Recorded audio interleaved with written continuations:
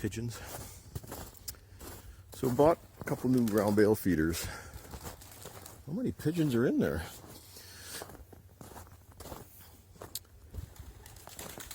There's still...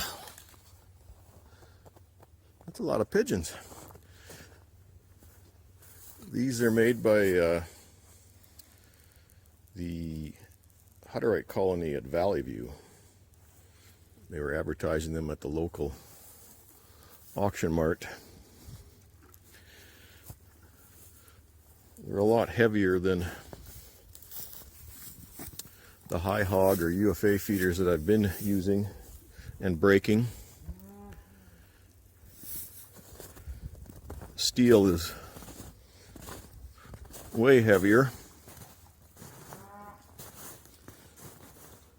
So they've got a cradle in there that's a 2-bar cradle inside, which is the design that I was kind of looking for.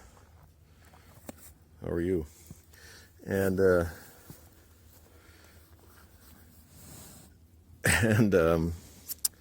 some of the other ones with a cradle, they have just as many bars on the inside cradle as they have on the outside, and that works good for saving hay because they can't get any hay out. So there's two support pipes going across there, and then 2 bars coming down at an angle like that to hold the bale up off the ground.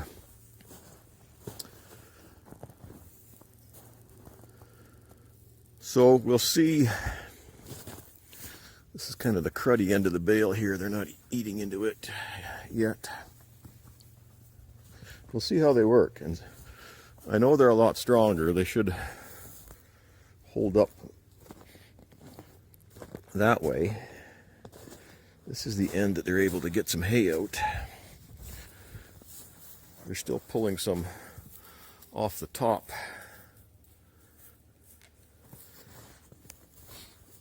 They should have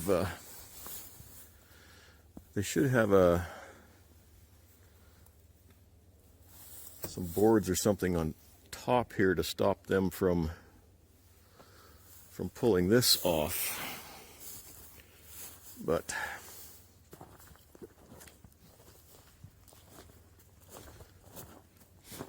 I've tried to find the tapered cone feeders that suspend the bale.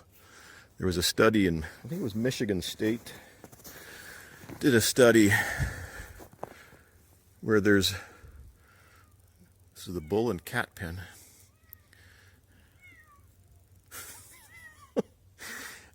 And what was they saying? It seemed weird to see a cat come across here. Where the tapered cone just was the best bale feeder for saving hay. And this is basically a square version of that. I think the square design is actually better, because I find with the bale feeders get wrecked. Yes, hello, how are you? The bale feeders get wrecked from me picking them up constantly. And with a round bale feeder, you have a tendency as the... Don't you jump on me, cat. As the forks, the manure forks on the bucket go in, 3 of them will go into the feeder, and then the one on the outside will go over the top rung, and kind of pinch it there. Go away, cat. And then when you try and drop it, it bends your manure forks or breaks the feeder. And just, what is it with cats and your feet? They just don't understand the concept of being stepped on. Are you lonely? What's your problem? This guy had a couple other buddies that have disappeared, so... You're interrupting my video, cat. I don't have a clue what I was saying now. Distracted by a cat. Anyway, that's the feeder. I hope it works better and lasts longer, and I'm stepping on a cat.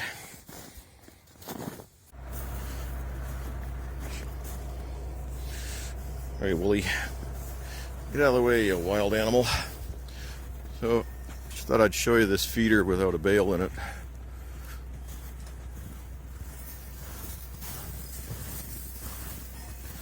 only put one bolt in each rough cut 2x6, but with that plate on the back should help so they don't start to curl up. Two might have been an idea, but I don't know why these are on here. They're sharp as get their necks up there and rub, but cut themselves open. That's kind of odd. I don't know if that was there and then they're using that to weld on the bottom. I don't know. But that could be a bit of an issue. That is razor sharp.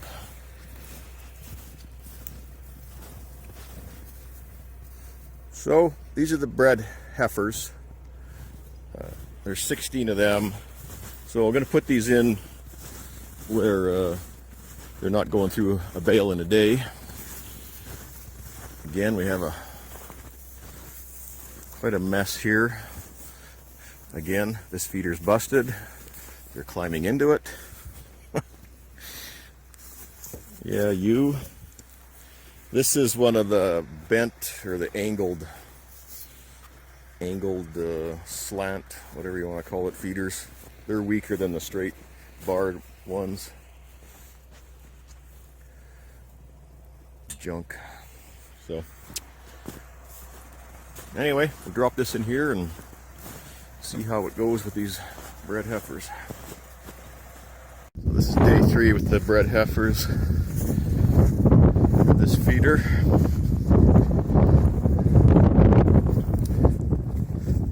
We're kind of down to the stuff that they don't want to eat in the bale right now.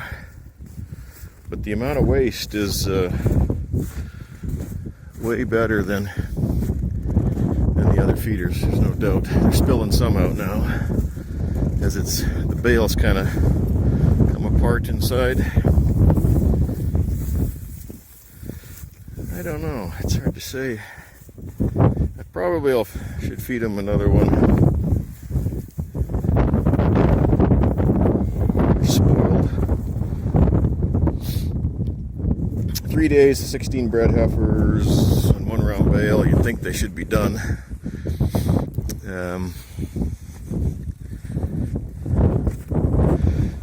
What do you think, Willie? You need another bale? So these things here, I think they just cut pipe in half to cap the ends of the pipe. It's kind of an odd way to do it, but I think they're definitely going to have to take the torch and cut them off. I don't know what to do. It's about -20 with the wind chill.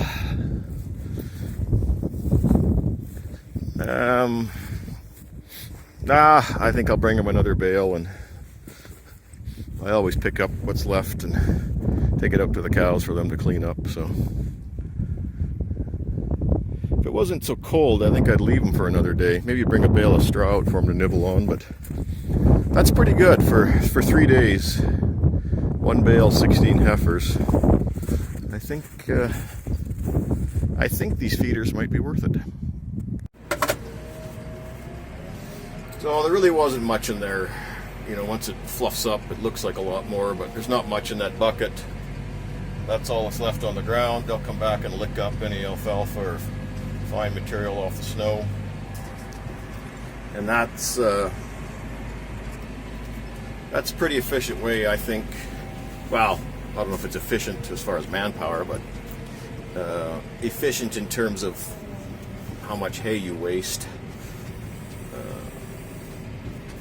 I'm impressed with the feeders so far. I've fed a grand total. That's my 3rd bale going into one of them, so it's not a long experiment, but it's such a dramatic difference over the other ones just from these 2 bales that have been fed and eaten on, that you just know that it's a huge improvement. So that's good. I might buy a couple more. I still want to try it with these calves.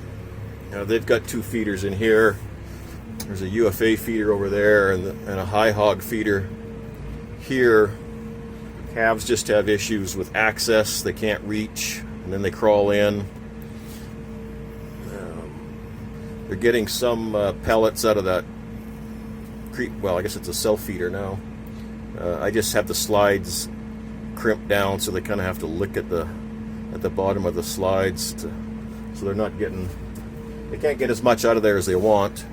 It's a pellet made for backgrounding. You're supposed to be able to feed them full feed, but judging from the manure flow coming out of them, I don't want them eating it full feed. And they're getting second cut hay, so they're a little loose.